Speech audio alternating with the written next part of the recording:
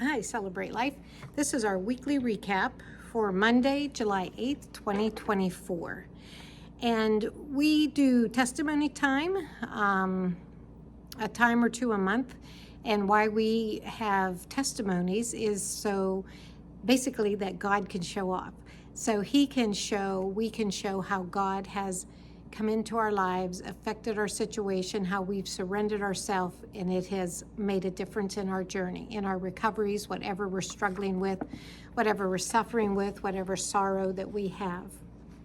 This past week, I did something a little different. I shared a video by Sheila Walsh. I'm not sure if you're familiar with her or not, but she is a well-known Christian author, speaker, and does a lot of things on TV, has her own radio, her own program on there. But what was amazing to me is I've known of her, I've actually heard her speak decades ago, Women of Faith. She was part of that movement. And what I did not know of her is many, many years ago, she actually had a mental breakdown on live TV while she was doing an interview. And she said it was God's rescue plan for her. It was a way that he finally got her attention to get her the help she needed because she was suffering with some mental illness situations. And we are never the diagnosis that we receive. So we are not, we will not receive those diagnoses. We will say that is something we struggle with, but because of Jesus Christ and our faith in him and what God tells us in the Bible, we know that we can overcome, and we are overcomers. So we listened to a very brief, short message about that, and you can Google it and look it up. It was very powerful and impactful. And then I shared a few things about statistics on mental health and the stigma around it and why people don't get the help that they need. And we are a whole being. So while we have to deal with our physical body, we have to deal with our soul, which is our mind, will, and spirit, our mind and will, and then our spirit, we have to deal with our spiritual things with God. It all has to be in balance for us to truly be healthy. So it was a really good night of conversation.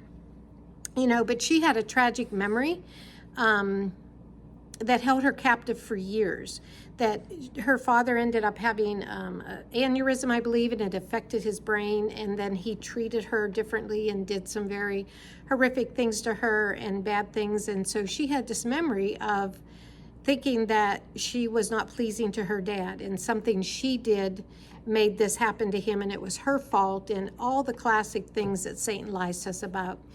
And then what she carried that through in her Christian life is when she became saved and her mom just, said to her, well, you now have a heavenly father that will be overlooking you.